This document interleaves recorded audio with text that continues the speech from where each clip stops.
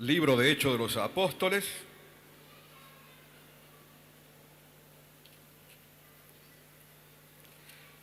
Le voy a ir leyendo así en partes para que vayamos entendiendo.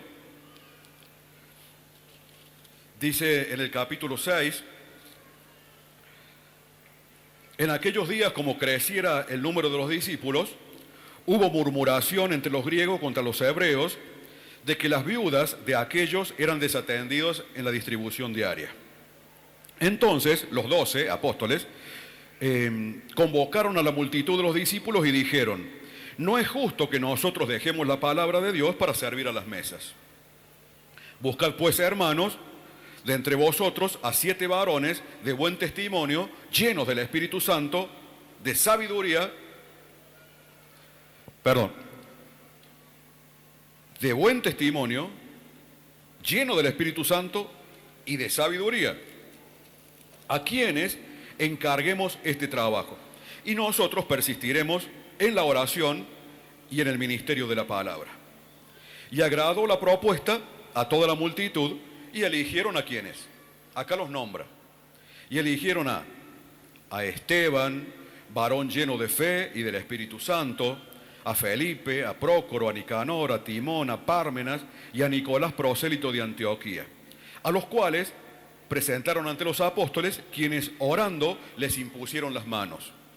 Y crecía la palabra del Señor, y el número de los discípulos se multiplicaba grandemente en Jerusalén. También muchos de los sacerdotes obedecían a la fe. Seguimos un poquito más adelante. Ya menciona al grupo que fue elegido, que tenía ciertas características. ¿Cuáles eran las características? Buen testimonio, lleno de sabiduría y del Espíritu Santo. Versículo 8. Esteban, lleno de gracia y de poder, hacía grandes prodigios y señales entre el pueblo. Bendito sea Dios. No era uno de los 12 apóstoles, era un diácono. Y estaba para servir a las mesas. Para eso lo habían elegido. Era jovencito. Pero fíjese, dice, y Esteban, lleno de gracia y de poder, hacía grandes prodigios y señales entre el pueblo. Imagínense prodigios. ¿Qué sería un prodigio? Prodigio, hasta podemos decir que es más que un milagro, ¿cierto? Algo insólito, algo difícil de creer, algo que te llama la atención poderosamente. Un prodigio y señales entre el pueblo. Y entonces, como él hacía esto, se levantaron unos de la sinagoga, llamada los libertos, y los de Cirene y los de Alejandría y de Cilicia y de Asia, disputaban con Esteban, o se discutían con Esteban. Pero no podían resistir la sabiduría y el espíritu con que hablaba. Entonces sobornaron a unos para que dijesen que le habían oído hablar palabras blasfemas contra Moisés y contra Dios. Y como siempre la mentira por ahí parece que a mucha gente le gusta más que la verdad. Vio cuando hay un chisme así que hablan de otro. Y no es cierto, pero parece que tiene un poder de seducción la mentira, ¿cierto? Que prestan el oído y hasta le creen. Dice, le creyeron a estos falsos testigos. Dice, y solivianaron al pueblo, a los ancianos y a los escribas, y arremetiendo lo arrebataron y le trajeron al concilio. Y pusieron testigos falsos que decían: este hombre no cesa de hablar palabras blasfemas contra este lugar santo y contra la ley. Pues le hemos oído decir que este Jesús de Nazaret destruirá este lugar y cambiará las costumbres que nos dio Moisés. Entonces todos los que estaban sentados en el concilio, al fijar los ojos en él, vieron su rostro como el de un ángel. Qué maravilloso. Todo el mundo lo estaba acusando. Él estaba lleno de gracia y de poder, lleno del Espíritu Santo, y todos lo acusaban, pero con el testigo falso y con falsas acusaciones y con todo un sistema que se había levantado en contra. Pero no había en él, en este varón, una acción de autodefensa. No quería defenderse a sí mismo, ni tampoco había enojo, ni sentido de venganza, ni odio contra sus detractores, sino que dice que su rostro era como el rostro de un ángel. Estaba en otro lado, estaba lleno del amor de Dios. ¿Cómo es el rostro de los ángeles? Estaba lleno de la presencia de Dios, lleno de la gracia de Dios. No había lugar para otras cosas. Las palabras necias, las palabras huecas, las palabras malas rebotaban. No había lugar en él para tristeza, ni para dejarse ofender, ni para... Su alma estaba en paz. Su mente estaba en Cristo. Su rostro era como el de un ángel. Alabado sea Dios. El capítulo 7... es largo, habla de todo lo que él expuso, porque lo llaman y que él dé cuenta de por qué él hacía lo que hacía. Usted lo puede leer en casa, se lo voy a dejar de deber, que lea el capítulo 7 del libro de los Hechos, para ver todo lo que dijo Esteban en su defensa. Porque quiero saltar un poquito más adelante, si no, no nos vamos más. Y en el mismo capítulo 7, pero ya al final... en el versículo 49 sigue diciendo Esteban, después que dijo todo lo anterior, y dice: el cielo es mi trono y la tierra el estrado de mis pies. ¿Qué casa me edificaréis?, dice el Señor. ¿Y cuál será el lugar de mi reposo? ¿No hizo mi mano todas las cosas? Y aquí empieza a tratarlos un poquito fuerte y les dice: duros de cerviz. Duros de cerviz.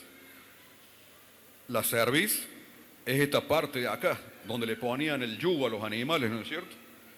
Y el animal que era duro de cerviz, ese que quería levantar la cabeza por más que tenía un yugo y quería hacer lo que él quería, no quería estar sujeto. Entonces relaciona esto y le dice al pueblo: duros de cerviz e incircuncisos de corazón. La circuncisión era la señal de ser parte del pueblo de Dios. Los que eran circuncidados eran del pueblo de Dios y los incircuncisos no eran parte del pueblo de Dios. Para los judíos la circuncisión estaba en el cuerpo, pero para los creyentes la circuncisión estaba en el espíritu. Por eso le dice acá: incircuncisos de corazón y de oídos. Vosotros resistís siempre al Espíritu Santo, como vuestros padres, así también vosotros. ¿A cuál de los profetas no persiguieron vuestros padres y mataron a los que anunciaron de antemano la venida del justo? De quien vosotros ahora habéis sido entregadores y matadores. Vosotros que recibisteis la ley por disposición de ángeles y no la guardasteis. Y oyendo estas cosas, se enfurecían en sus corazones y crujían los dientes contra él. Pero Esteban, lleno del Espíritu Santo, puesto los ojos en el cielo, vio la gloria de Dios. Qué hermoso. Qué impresionante.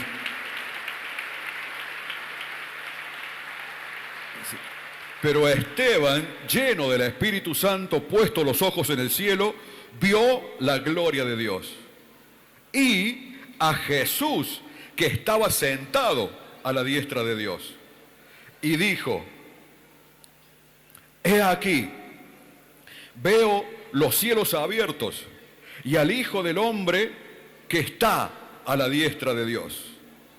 Entonces ellos, dando grandes voces, se taparon los oídos y arremetieron a una contra él, y echándole fuera de la ciudad, le apedrearon.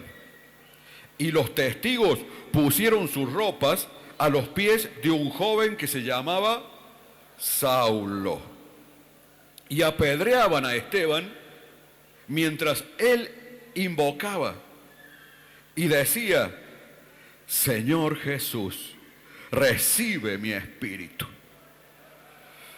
Y puesto de rodillas, clamó a gran voz: Señor, no le tomes en cuenta este pecado.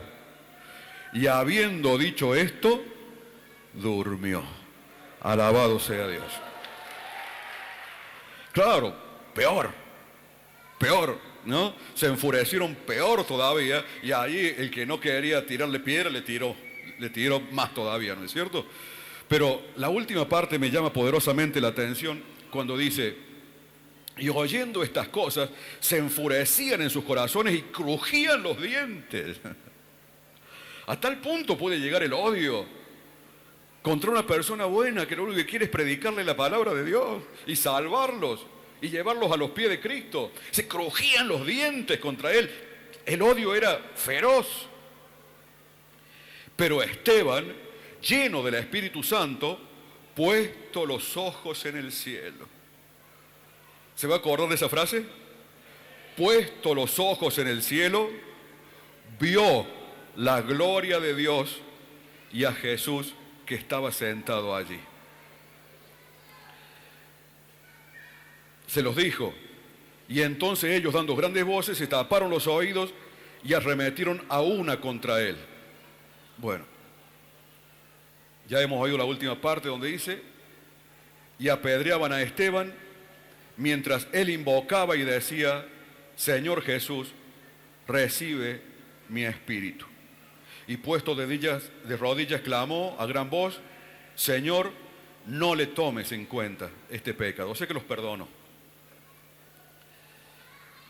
Y pedía que Dios los perdonara también.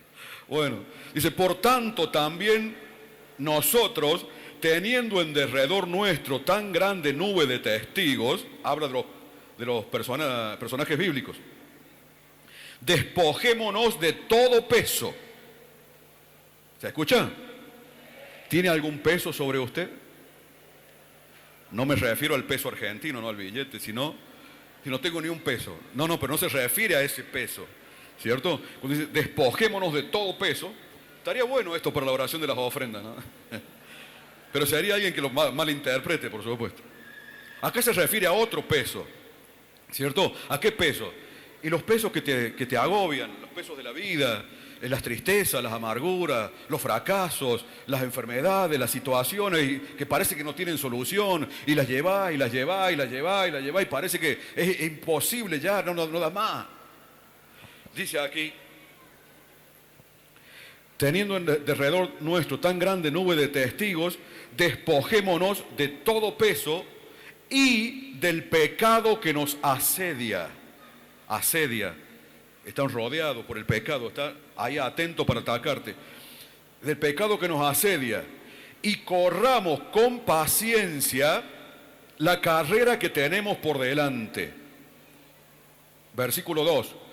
Puestos los ojos en Jesús, el autor y consumador de la fe. ¿Vamos bien? ¿Dónde van los ojos? ¿Dónde hay que mirar? ¿Usted lo ve a Jesús? ¿Lo ve o no lo ve? Acá dice, puesto los ojos en Jesús. ¿Qué tema ese, no? Puesto los ojos en Jesús, el autor y consumador de la fe, el que la empezó, la creó y la completó.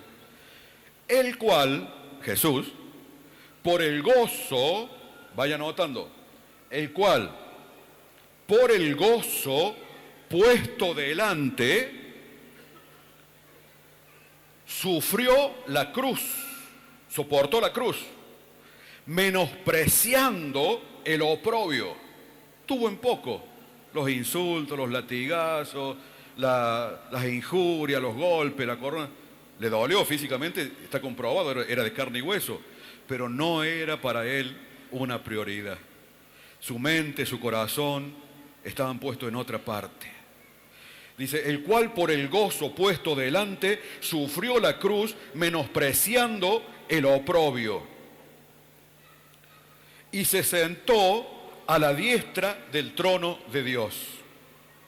Considerad a aquel que sufrió tal contradicción de los pecadores contra sí mismo, para que vuestro ánimo no se canse hasta desmayar. Y note lo que viene ahora. Porque aún no habéis resistido hasta la sangre combatiendo contra el pecado. No nos quejemos tanto que falta mucho todavía. Si alguien resistió hasta la sangre fue Esteban. Nosotros, no sé, poquito más, poquito menos, estamos ahí, ¿cierto?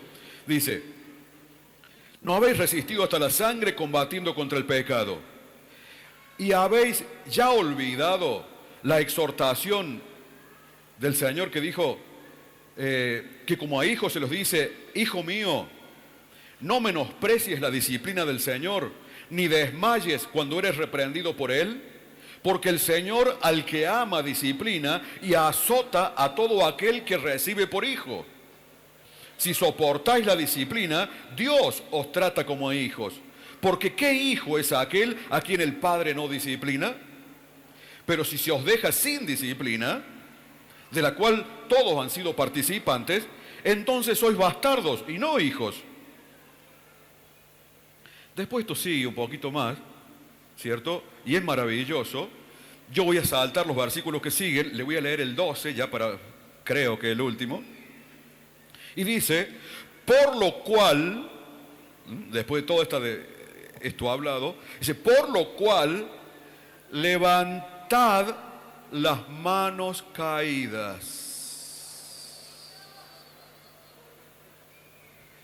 ¿Qué representan las manos? ¿Para qué se usan las manos? Las manos son símbolo de acción, de hacer cosas, ¿cierto? Dice, por lo cual, levantad las manos caídas. ¿Cuántos han dejado de servir a Dios? ¿O cuántos no lo están haciendo directamente? Dice, levantad las manos caídas, póngase a trabajar para Dios. Y las rodillas paralizadas. ¿Qué representa la rodilla? ¿Ah?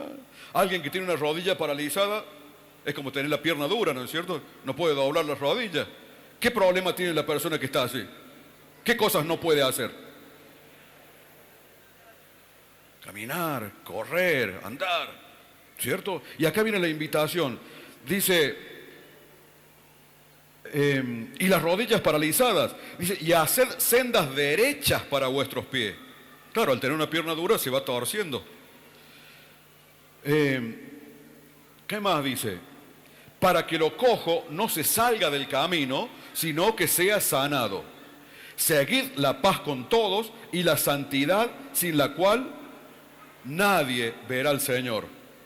Y mirad bien, no sea que alguno deje de alcanzar la gracia de Dios, que brotando alguna raíz de amargura os estorbe y que por ella muchos sean contaminados. Hermanos queridos, en el nombre de Jesucristo, el Señor viene pronto y Él nos ha encargado en su palabra que siempre, todos los días, tenemos que hacer memoria sobre esto. Porque Él dice que viene a buscar a los que aman su venida. Y si el Señor viene pronto, lo cual es una promesa de Dios, y sabemos de que Dios es fiel a lo que Él ha prometido, todas las promesas antiguas fueron cumplidas. Resta cumplirse esta, y Él lo prometió. Pero Él no es hombre para mentir, ni hijo de hombre para arrepentirse. Por lo tanto, esta promesa ha de cumplirse. Las señales en el mundo que anticipan su venida, la mayoría están cumplidas.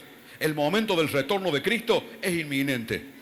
Ahora, en ese momento que está a la puerta, en ese momento que sabemos que está este año, antes de fin de año, el principio del año que viene, esta noche, no sé, el Señor lo dirá. Pero en ese momento en particular, ¿cómo nos encontrará? ¿En qué condiciones nos encontrará? Porque el Señor viene, pero no viene para todos, no viene a buscar a todos. Él quisiera llevar a todos, pero no todos van a participar de ese viaje. En ese viaje van a participar únicamente aquellos que se hayan preparado para viajar, aquellos que tengan un corazón como el corazón de Esteban, aquellos que estén llenos del Espíritu Santo de Dios, porque el Espíritu Santo de Dios es una especie de motor que va a ser el que nos va a levantar para estar con Cristo. Aquella persona que no esté llena del Espíritu Santo, que no esté conectada al Espíritu Santo, difícilmente podrá ser levantada en ese momento. ¿Qué estamos haciendo en este tiempo en torno a eso? ¿Amamos la venida del Señor? ¿Deseamos ser parte del momento en que Jesús levante a su iglesia? Si de pronto la respuesta es sí, entonces hagamos lo que tenemos que hacer. Levantemos las manos caídas, enderecemos nuestra senda, dejemos todo peso de pecado, todo aquello que nos ata a este mundo, todas aquellas cosas que son de pronto un impedimento para estar en la gracia y en la santidad en la cual tenemos que estar parados para ser parte del momento en que Jesús levante a su iglesia. Hermanos queridos, esto no es un juego, esto no es un cuento, esto no es solamente un relato bíblico, esta es la verdad de Dios. Hay personas, las hubo a lo largo de la historia cristiana, que dieron sus vidas por esta verdad, porque la creían de verdad, porque la proclamaron y estuvieron dispuestos a dejar que los mataran para seguir proclamando esa verdad. ¿Cuánto o a qué distancia estaremos nosotros de ese tipo de fe, de ese tipo de personas? Como decía la primera parte, teniendo tan grande nube de testigos, tanto lo vivieron y se entregaron por estas verdades. Nosotros, ¿dónde y a qué distancia estaremos parados? ¿Estaremos dispuestos a entregar lo que Dios nos está demandando para participar de su santidad? ¿Estaremos dispuestos a rendir nuestra vida y a rendir aún nuestro cuerpo para hacer la voluntad de Dios, para hacerle agradable, para participar de su santidad? Cosa que en el momento que Él llame a su iglesia, venga a buscar a su iglesia, podamos estar atentos como lo estaba Esteban, con la mirada puesta en Cristo, con la mirada puesta en el cielo y no en las cosas que nos atan en este mundo. Hermanos queridos, este es un llamado de atención. A mí me impactó poderosamente lo que decía este cantautor cristiano cuando dijo: mi fe se gastó. Y digo: Señor, guárdanos. Guarda a tu pueblo, Señor, de que no se le gaste la fe. Guarda a tu pueblo, Señor, que nunca falte tu gracia, que nunca falte el derramamiento de tu Espíritu Santo, que nunca falte la palabra de autoridad. Señor, que fluya tu gracia poderosamente, como era en tiempo de los apóstoles, que ellos oraban al Señor y le decían: Señor, permítenos predicar tu palabra con todo denuedo, mientras tú extiendes tu mano y haciendo maravillas, señales y milagros. Señor, que nunca nos falten tus señales, que nunca nos falte tu gracia, para que tu pueblo, aún aquellos que son más débiles, aquellos que son más pequeños, puedan entender, Señor, la importancia que tiene esta advertencia. Señor, tú vienes, que no se nos gaste la fe, que no se nos gaste la fe, en el nombre de Jesucristo. Alimentémonos cada día. Bendito sea el nombre del Señor.